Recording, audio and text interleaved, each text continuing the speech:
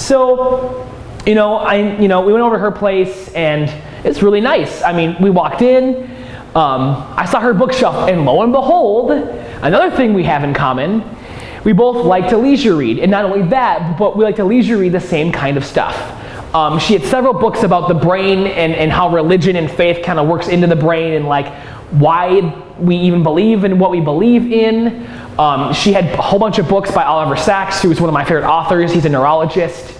And I'm thinking, dang, like we really do have a lot in common. And then, in her kitchen, she has this rack full of wine bottles and stuff. And I'm like, that's awesome, because I like wine too. So I mean, her apartment was really cool. In her room, she showed me her bedroom. Up on her drawer, she has the phrenology head. It's a mapping out of different parts of the brain and how human behavior works. Like, this part is for this and this is for that. And I thought that was really cool, because that's kind of what I'm going to school for. And she is too. But yeah, I mean, even just hanging out with her from time to time, that's what kills me about this whole freaking thing, okay? It really was checks and balances. It's like date one, I'm screwed, okay? But then from the time of where we, didn't go on any more dates, which would inevitably, screw me some more in the ass, there were things that I just felt, I discovered we had more things in common. We drank together, which you think would suggest that she's very comfortable with me, on some level at least.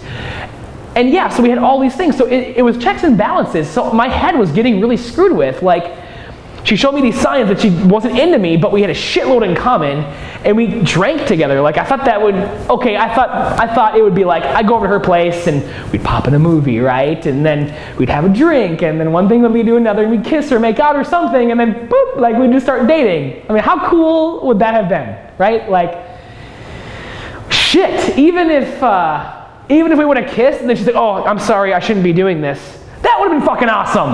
But that didn't happen, and it just sucks. Anyway, I mean, so this whole time, it was basically like an on and off switch. Throughout this whole thing, sometimes I really felt that I was reeling her in, and other times I felt like no matter what I would say or do, it didn't matter. I was screwed.